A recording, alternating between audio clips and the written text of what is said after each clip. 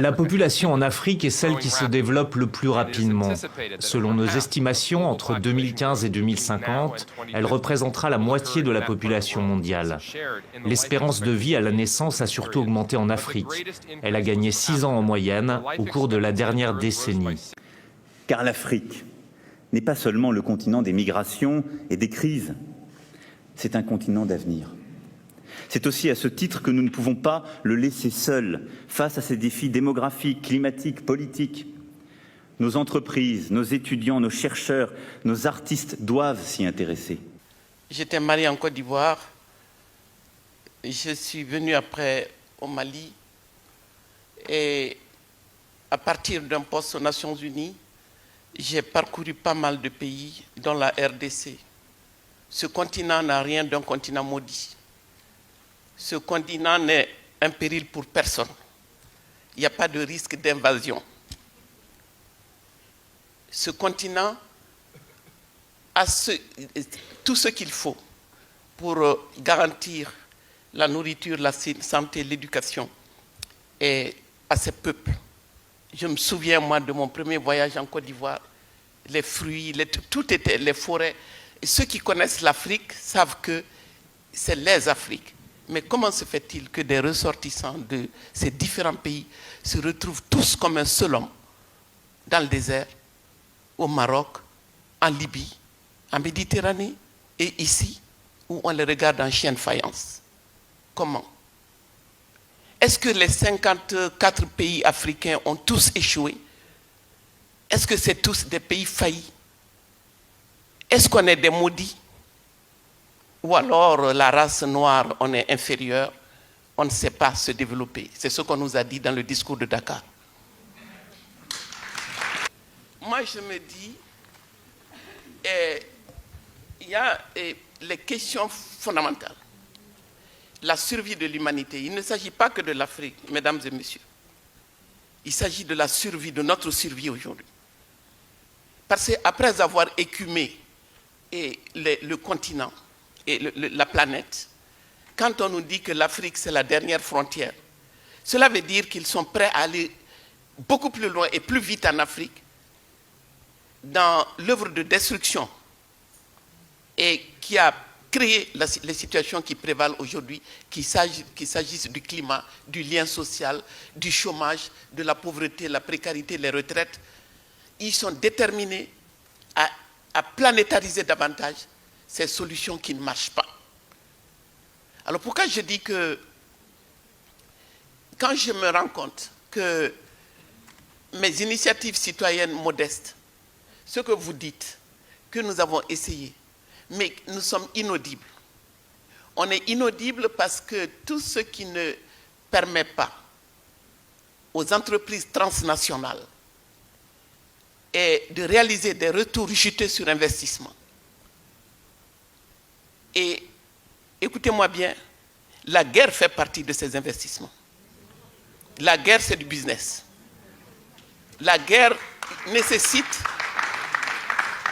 il y a des retours sur investissement dans la guerre.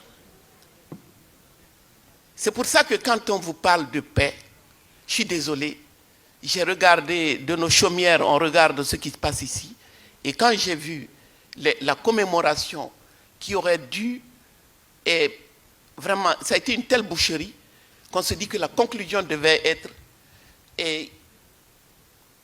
le devoir, vraiment, sans ruser, sans tricher, et de faire taire les armes. Mais quand on voit qu'à l'issue d'un tel processus et d'un forum de Paris sur la paix, on vient vous parler d'une armée européenne contre qui? Quand c'est l'Europe qui envahit, quand c'est l'Europe qui a détruit la Libye, quand c'est l'Europe qui s'est invitée au Mali, personne ne lui a demandé de venir au Mali, je vous le garantis. On continue, on vous laisse entendre que Serval, c'était à la demande du président malien, je vous dis non. Il y a un excellent documentaire, c'est David Poujada qui l'anime, où on voit comment est la décision. La France est au Conseil de sécurité quand même. La décision d'intervenir au Mali, en fait, était prise depuis 2010. fallait, face aux BRICS, la Chine, la Russie, il fallait absolument reprendre pied dans le précaré français. Et le Mali a servi de tremplin pour cette phase de la militarisation de la mondialisation. Parce qu'on est entré dans la phase de la militarisation de la mondialisation. Nous n'en avons pas les moyens. Nous n'en avons pas l'envie. Je déplore qu'un pays comme le mien soit obligé de consacrer 22% de son budget à l'armée. Je dis, l'armement le meilleur dont nous avons besoin aujourd'hui. Nous devons outiller les citoyens. S'il y a une bataille à mener, c'est la bataille des idées. C'est nous, les soldats de cette bataille. Et nous avons besoin d'idées nouvelles, d'idées partagées. Et tout cela, c'est à construire à la lumière de nos réalités telles qu'elles sont en train de se dérouler aujourd'hui, ici et là-bas. Parce que moi, je ne veux plus que vous soyez, et avec tout le respect et l'admiration que j'ai pour vous, que vous ne soyez pas dans une position où vous nous écoutez parler des malheurs du monde et vous allez nous aider à trouver des solutions. Vous n'en avez pas. Vous n'avez pas de solution. Vous pouvez donner matériellement, financièrement, contribuer. Mais les solutions les meilleures viendront des peuples eux-mêmes, des peuples avisés, organisés, mobilisés.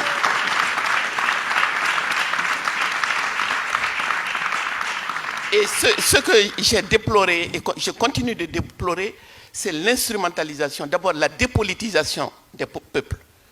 La dépolitisation des peuples ici et là-bas. On nous a fait miroiter à l'EMINC la mondialisation heureuse, l'ouverture des frontières, tout va bien, tout circule, tout le monde circule, les biens, les marchandises, mais pas les humains. Ça, on le sait maintenant.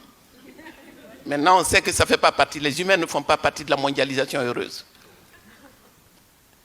Et quand on a expérimenté ça, il y a 4, 5, 10 ans, certaines erreurs étaient acceptables. Maintenant, nous n'avons plus le droit de nous tromper. Nous n'avons plus le droit de nous tromper. Parce qu'ici, on vous trompe en disant, on les aide. Bon, si vous vos impôts servent à nous aider, et que malgré tout, on est si nombreux dans les bateaux, c'est qu'il y a un problème avec nous. Mais moi, je veux que vous sachiez qu'il y a surtout un problème avec l'aide. Un problème avec le modèle économique dominant. Le capitalisme, depuis sa naissance, a eu besoin de l'Afrique. De la traite négrière à ce jour, ce système a eu besoin de l'Afrique.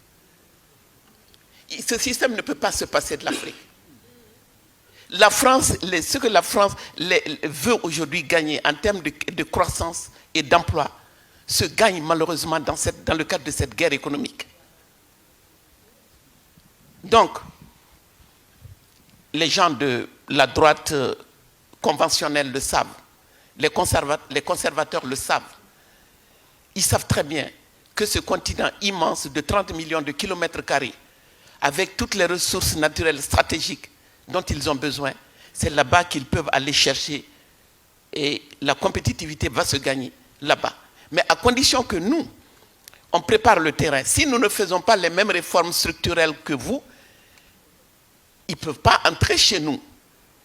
Donc il faut que les politiques d'ajustement structurel, que nos dirigeants mettent bien dans leur tête que tout ce qu'ils ont à faire, c'est de réformer. Et les mêmes réformes qu'on vous inflige aujourd'hui, dont vous ne voulez pas, on va nous les infliger à nous, mais tout passe comme une lettre à la poste, parce que personne ne comprend.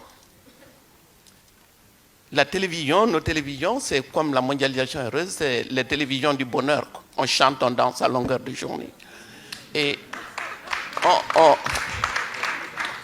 on s'est mis à faire des novellas, il faut voir, des histoires d'amour à l'eau de rose, et la dépigmentation, les cheveux longs, ongles longs, faux style, tout est faux. Tout est faux, mais parce que c'est comme cela, la dimension psychologique, le miroir qui nous a tendu. Nous ne sommes rien tant que nous ne sommes pas comme l'Europe, tant que nous ne faisons pas comme l'Europe, ni humainement, ni politiquement. Et humainement, les femmes sont les plus piégées.